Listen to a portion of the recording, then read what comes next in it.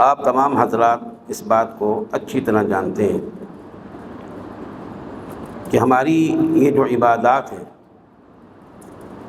جو ہم اللہ کے حکم سے اور اللہ کا حکم سمجھ کر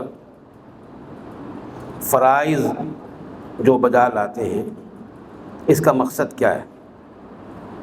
اس کا سب سے پہلے مقصد تو یہ ہے کہ اللہ کا حکم ہے، ماننا ہے۔ اس نے سجدہ کرنے کا حکم دیا، سجدہ کرنا ہے۔ اس نے رکوع کرنے کا حکم دیا، رکوع کرنا ہے۔ نماز پڑھنے کا حکم دیا، نماز پڑھنی۔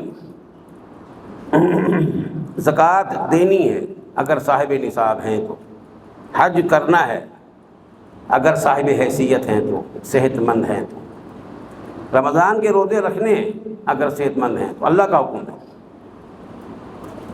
اور مقصد کیا ہے اس میں؟ اللہ اگر ہمیں کہہ رہا ہے کہ روزے رکھو، اس میں کیا فائدہ کس کا ہے؟ اللہ کا نہیں، ہمارا۔ اللہ کہہ رہا ہے زکوٰۃ دو، فائدہ کس کا ہے؟ ہمارا۔ اللہ کہہ رہا ہے حج کرو، فائدہ کس کا ہے؟ ہمارا۔ اللہ تبارک و تعالیٰ فرما رہا ہے نماز پڑھو، فائدہ کس کا ہے؟ ہمارا۔ مجھے ایک بھائی نے بڑی اچھی بات بیان کی، ہمارے یہ تبلیغی جماعت والے بھائی پرانی کوئی بات بتا رہے تھے بھائی کہ کسی باہر کے ملک میں گئے ہوئے تھے، تو وہاں پر چلتے چلتے نماز کا ٹائم ہو گیا، تو رستے میں انہوں نے، جگہ صاف تھی، وضو کیا اور چادریں بچھائیں، نماز باجماعت ادا کی۔ وہاں پر ایک گورے نے، جو پڑھا لکھا گورا تھا، اس نے بڑے غور سے جائزہ لیا کہ یہ کیا کر رہے ہیں۔ اس نے پہلی مرتبہ دیکھا تھا کہ بڑے ڈسپلن سے کھڑے ہوئے ہیں ایک لائن میں، اور ایک شخص آگے ہے، اور وہ جیسے جیسے کر رہا ہے حرکتیں ویسے پچھلے والے بھی کر رہے ہیں۔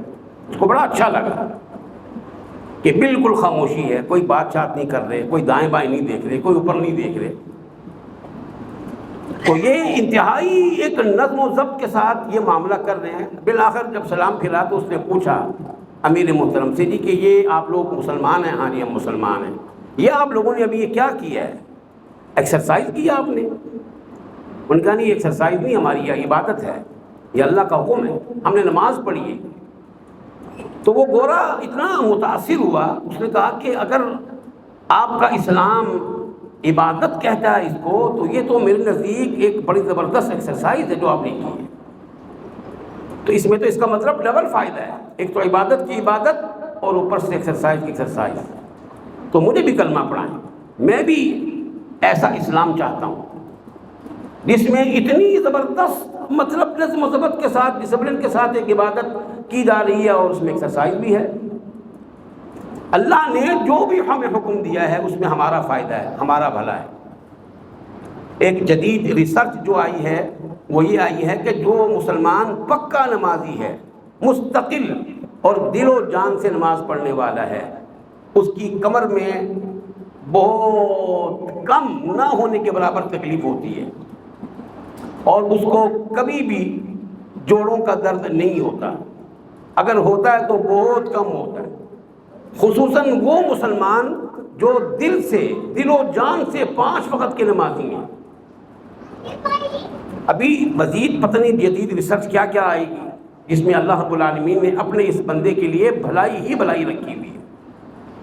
مطلب ان تمام عبادات کا خلاصہ تقویٰ ہے، اللہ کا ڈر۔ ایمان لانے کا مقصد کیا ہے؟ کہ اللہ نے جو اب باتیں بیان کی اس پر عمل کرنا ہے۔ اللہ کو تو مان لیا ہے، اب اللہ کی ماننی ہے۔ ہمارے معاشرے میں بہت سے لوگ اللہ کو مانتے ہیں لیکن اللہ کی نہیں مانتے کہ اللہ کیا رہا ہے۔ مقصد تمام عبادات کو اگر جمع کرے تو اللہ کا ڈر ہے، تقویٰ، خوف اللہ کا، آخرت کی فکر۔ عبداللہ بن عمر رضی اللہ تعالیٰ عنہ ایک مرتبہ اپنے ساتھیوں کے ساتھ جا رہے تھے، تو راستے میں کھانے کا ٹائم آ گیا، تو دسترخوان لگا دیا راستے میں کسی اچھی جگہ پر، کھانا لگ گیا۔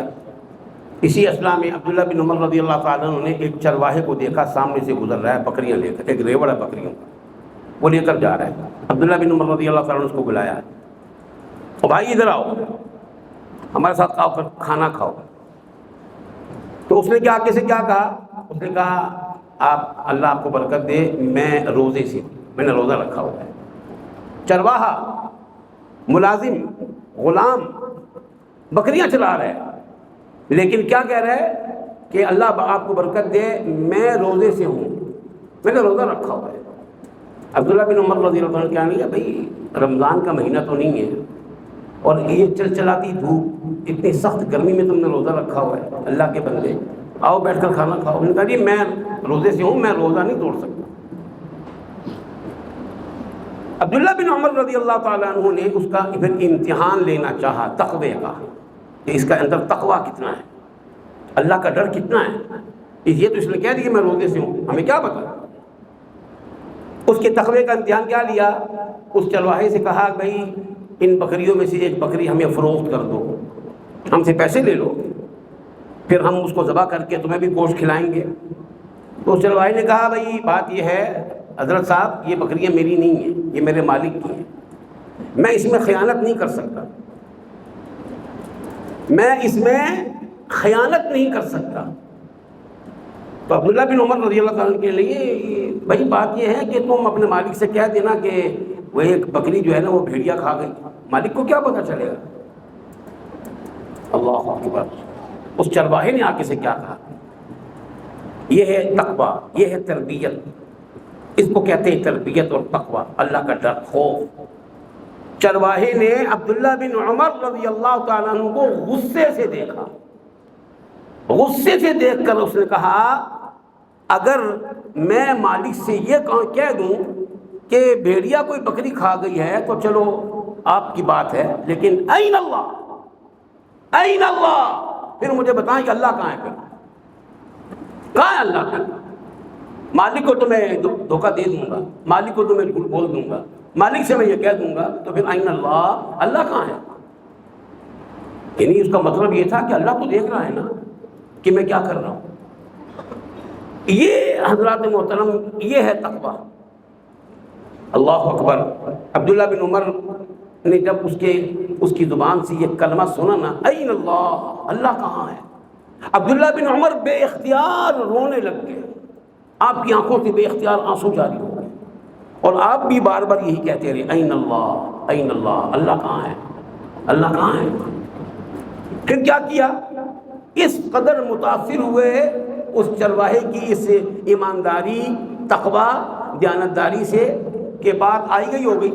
کہا چلو بھئی دسترخوان اٹھاؤ چلتے ہیں واپس مدینے پہنچے تو عبداللہ بن عمر رضی اللہ تعالیٰ عنہ نے فرمایا کہ معلوم کرو کہ یہ جو چرواہا تھا اس کا آقا کون ہے، اور یہ جو ریوڑ تھا بکریوں کا یہ کس کی ہے، یہ معلوم کرو۔ ساتھیوں نے معلوم کر کے بتایا جی کہ فلاں صاحب ہے، فلاں صاحب کا یہ غلام ہے، فلاں صاحب کی یہ ساری بکریاں ہیں۔ عبداللہ بن عمر رضی اللہ تعالیٰ عنہ صاحب کو بلا کر کہا جی کہ یہ ساری بکریاں میں آپ سے قیمتاً لینا چاہتا ہوں، آپ دیں گے؟ کہا جی اگر آپ مجھے پیسے پورے دیتے تو لے لیں۔ عبداللہ بن عمر رضی اللہ تعالیٰ عنہ کو ساری بکریاں خریدیں، اس غلام کو بھی خریدا، خرید کر غلام کو آزاد کر دیا، اسی غلام کو، اسی چرواہے کو، اور ساری بکریاں اس کو دے دی تحفتاً۔ یہ ہے اللہ کا انعام۔ اللہ تبارک و تعالیٰ تقوی پر انعام دیتا ہے۔ اللہ تبارک و تعالیٰ نے کیا فرمایا؟ وَمَن يَتَّقِ اللَّهَ يَجْعَل لَّهُ مَخْرَجًا وَيَرْزُقْهُ مِنْ حَيْثُ لَا يَحْتَسِبُ، جو شخص اللہ سے ڈرتا ہے، اللہ سے ڈر کر زندگی گزارتا ہے، تو اللہ کیا کرتا ہے؟ يَجْعَل لَّهُ مَخْرَجًا، اللہ اس کے نکلنے کے راستے بنا دیتا ہے۔ مخرج، نکلنے کی جگہ۔ کیا مطلب؟ پریشانی سے نکلنے کی جگہ، بیماری سے نکلنے کی جگہ، تنگ دستی سے نکلنے کی جگہ، ہموم اور غموم سے نکلنے کی جگہ اللہ وہ بنا دیتا ہے۔ وَيَرْزُقْهُ مِنْ حَيْثُ لَا يَحْتَسِبُ، اور اس کو رزق وہاں سے دیتا ہے جہاں سے اس کے وہم و گمان میں بھی نہیں ہو۔